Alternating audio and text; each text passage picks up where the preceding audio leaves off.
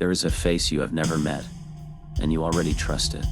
You don't know this yet, because the judgment happens before language, before conscious thought, before you've had the chance to form an opinion. It happens in roughly 100 milliseconds, the time it takes a single neuron to fire. And by the time your mind catches up, the verdict is already in. You trust this person, or you don't. And the deciding factor has almost nothing to do with their character. What if I told you that one of the most reliable predictors of whether someone will be hired, elected, promoted, trusted with your children, or trusted with your children, is a property of their face that they had no control over, that reflects nothing about their virtue, their intentions, or their intelligence? A purely geometric property, a measure of how closely the left side of their face mirrors the right. This is not pop science stretched thin to justify shallow instincts. The research spans decades, multiple disciplines, documented in peer-reviewed journals, replicated across cultures, tested on infants who've had no time to learn social norms. The bias is old. The bias is deep. And if you've never examined it, it has been shaping your life without your consent. The scientific term is bilateral symmetry preference, and it is almost certainly a side effect of something else entirely. Symmetry didn't evolve as beautiful. It evolved as a signal, the body's developmental machinery. The process that builds you from a single fertilized cell into a functioning organism is under constant assault throughout gestation and early development. Pathogens, parasites, environmental toxins, genetic copying errors. All of these introduce a symmetry. The face is not a decoration.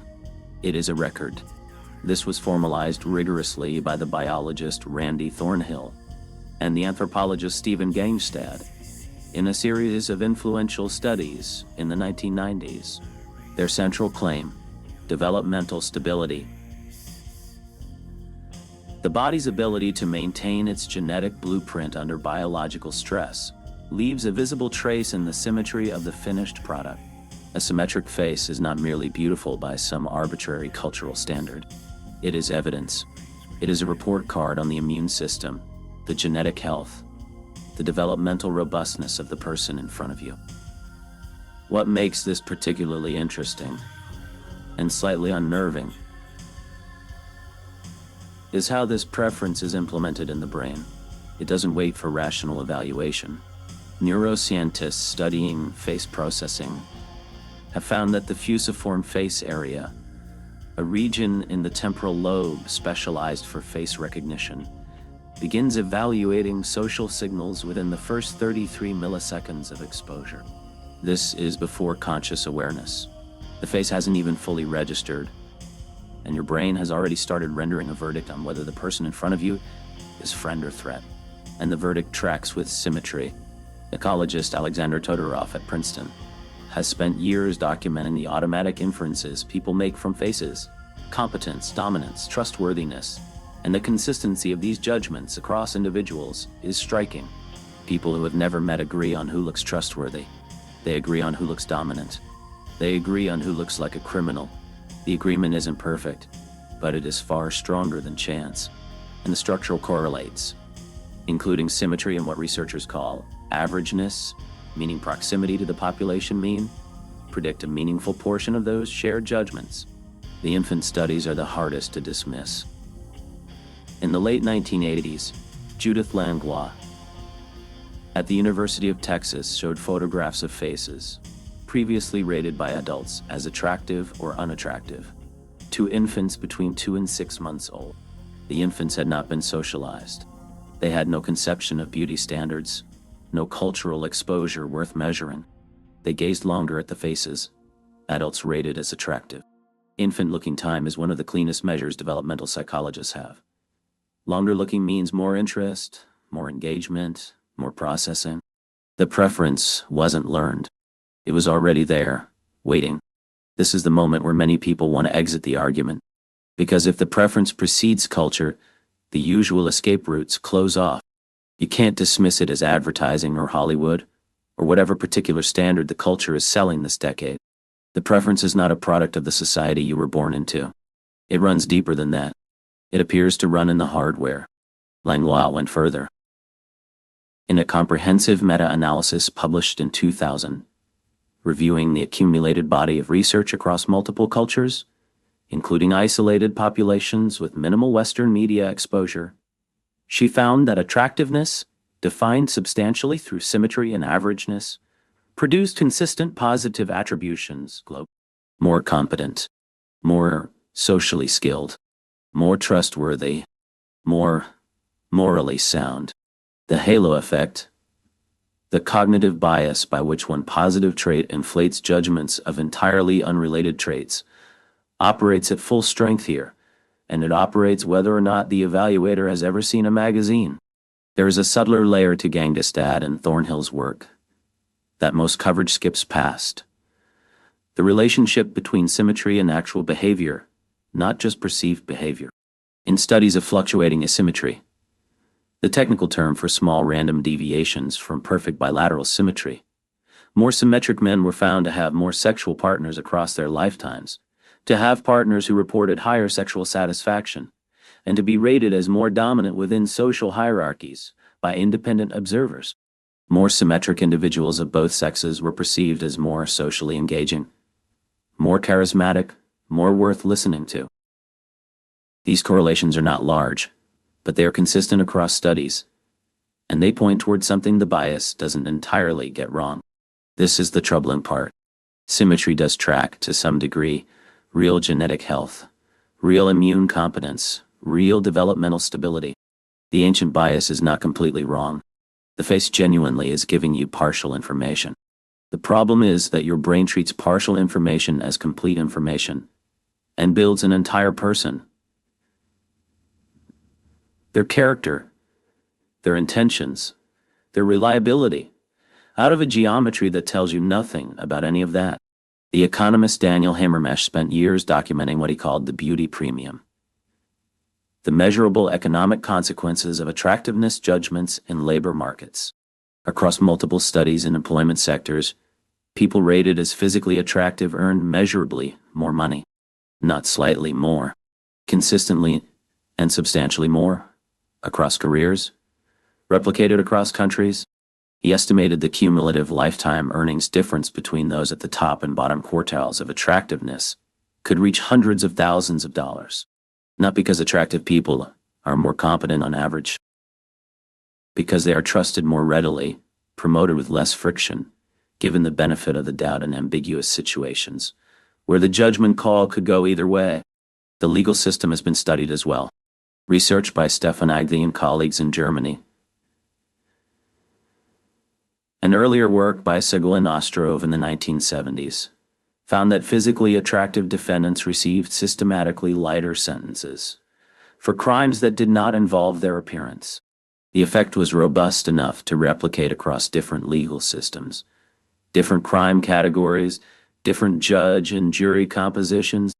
The assumption embedded somewhere in the reasoning was that a face arranged like that could not have done something like this.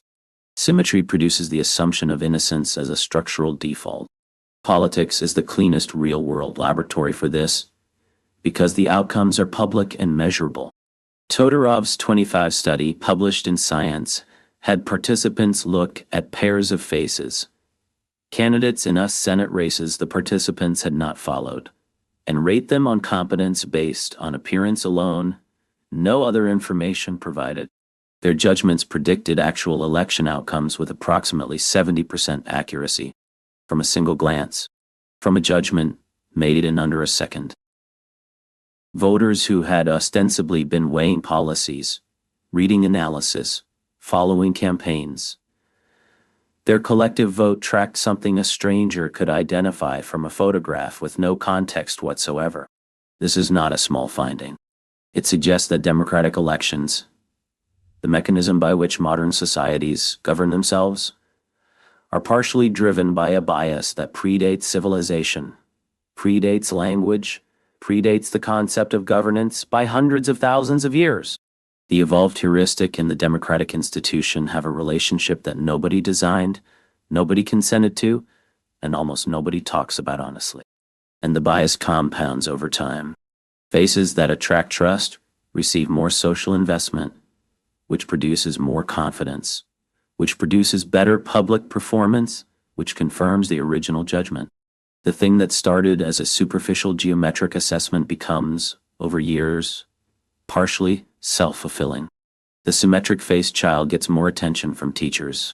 The attractive young adult gets more professional networking, more second chances, more room to fail without consequences.